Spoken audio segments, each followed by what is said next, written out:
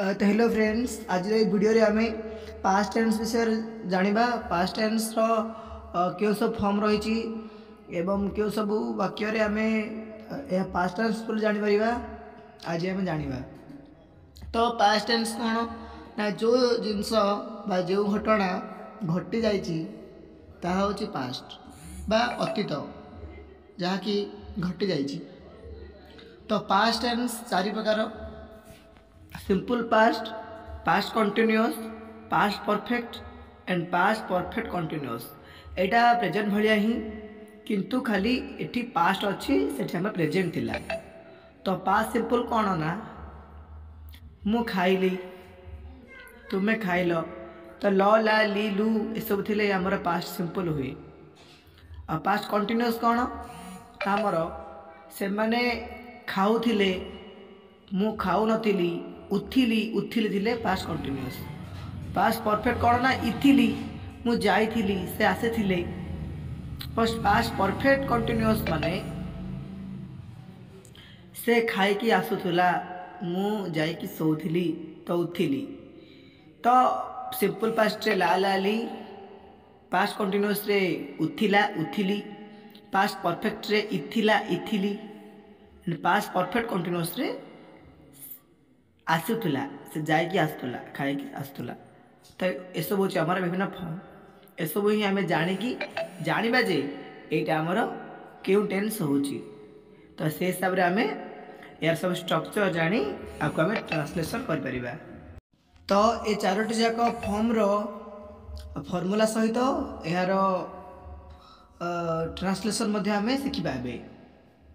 तो प्रथम simple past विषय पढ़ा और से विषय आम शिखा। तो सिंपल पास्ट कौन ना कही ला ली लू ले ये सब यूज हम। यार सूत्र कौन ना सब्जेक्ट प्रथम आम जा विषय सब्जेक्ट, तापर भर्ब सेकेंड फॉर्म V2, तापर ऑब्जेक्ट। तो गो वेंट गन, तो वेंट होची ता V2 फॉर्म, कम केम कम, तो केम टा भी होची हमर सेकेंड फॉर्म भर्ब रो। डू डिड डन, तो डिड हो सेकेंड फॉर्म। तो ए हिसाब रे आबे टेंस करबा। जेपरि म कहबी जे मु खाइली तो आई एट, मु गली आई वेंट, से गला सी वेंट, मु आसिली आई केम, मु कली आई डिड। माने सब्जेक्ट रहइबो तापरे भर्ब रो सेकेंड फॉर्म रहइबो।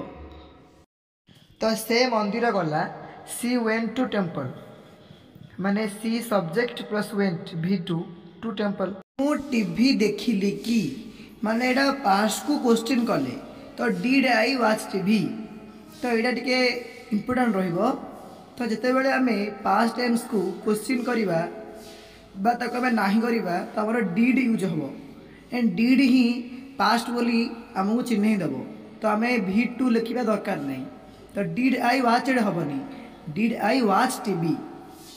से आलू भजा खाइले नाही, she did not eat potato fry. तो जिते बेले गोटे सेंटेंस रे डिड यूज ही जीवो तो सेठी आउ भर्ब रे सेकेंड फॉर्म हबनी। तो डिड आई वाच टीवी, तो she did not eat potato fry. तो present simple sorry past simple रे आमे क्वेश्चन कले बा नाही रे कले आमे डिड यूज करिबा। तो वर्तमान पास्ट कंटिन्यूअस माने जो वाक्यर शीर्ष रे उठिला उठिले उठिलु रहिबो से पास्ट कंटिन्यूअस सेंटेंस हबो। मु मंदिर जाउथिली, से माने गप करूथिले, मु गणित लिखुथिली, तो उठिली उठिलु रहिले हमर पास्ट कंटिन्यूअस हबो। वर्तमान ताहार सूत्र को देखिबा। से सूत्र हिसाब से आम ट्रांसलेसन करवा, वाक्य तैयारी करवा। सूत्र हो जे सब्जेक्ट प्लस वाज और were plus V1 plus ING। से प्रेजेंट कंटिन्यूअस कौन थिला ना subject plus is MR plus verb रो ING फॉर्म। किंतु एठारे वाज वेर रहिबो, सब्जेक्ट रहिबो, सब्जेक्ट पर वाज किंबा वेर, तापर आम रहिबो भर्ब रो ING फॉर्म।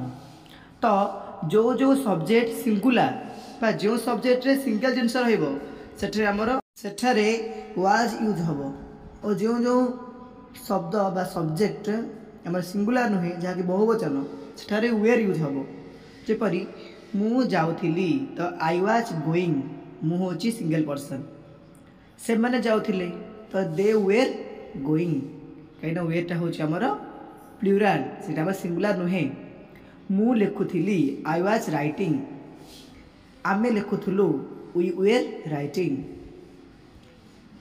पानीटी बहुथुला द वाटर वाज फ्लोइंग पक्षी गुड़िक जाउथिले द बर्ड्स वेयर गोइंग तो मु सकाळे खेलु नथिली कि माने क्वेश्चन हला तो क्वेश्चन हेले कौन ना हेल्पिंग वर्ब आगु आसीबो तो was I playing in the morning तो क्वेश्चन कले जो वाज वेयर रही ताहा हमर आगु को चली आसीबो से माने पानी पिउथिले कि तो वेयर दे ड्रिंकिंग वाटर तो वेयरटा आगु पड़ी आसला आ बाकी एज यूजुअल रहिबो से राति रे इंग्लिश बही पढ़ु नथिले तो she was not reading English book at night तो माने नाही कले तो नॉट आसबो हम जानती से नॉटटा वाच बा वेयर पर रहिबो तो दिस इज द फॉर्म तो प्रथम हम कहले मु सकाळे खेलुथिली कि तो क्वेश्चन कले तो वाज फास्ट रहिला से माने पानी पिउथिले कि तो वेयर दे ड्रिंकिंग वाटर से राति इंग्लिश बही पढ़ु नथिले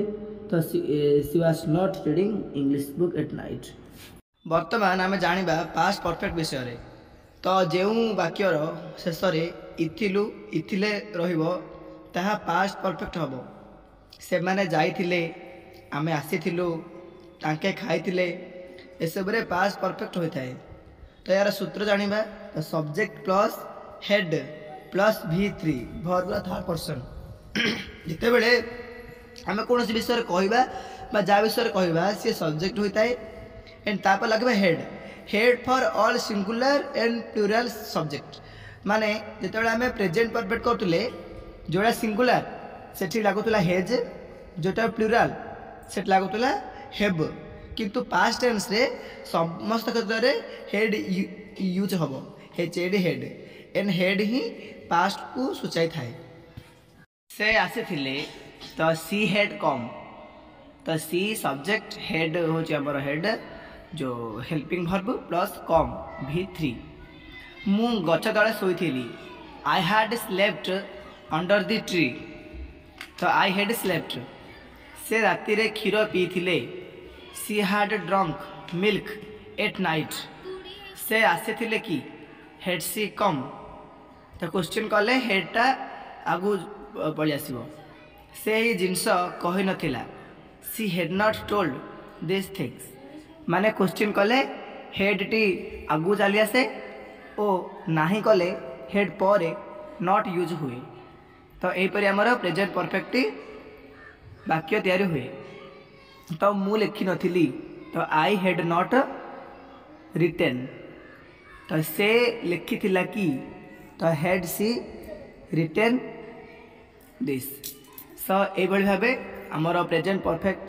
टेंस रे ट्रांसलेशन हुए वाक्य तैयारी हुए तो यार सूत्र थिला subject plus had plus V3 यहाँ पर आम पास्ट कंटिन्यूअस परफेक्ट बा पास्ट परफेक्ट कंटिन्यूअस विषय रे जानिबा पास्ट परफेक्ट कंटिन्यूअस सेंटेंस आम किपर जानिबा ना जो वाक्यर शेष रे आसुथला रहिबो सेठारे पास्ट परफेक्ट कंटिन्यूअस हबो जेपरि से खाइकी आसुथला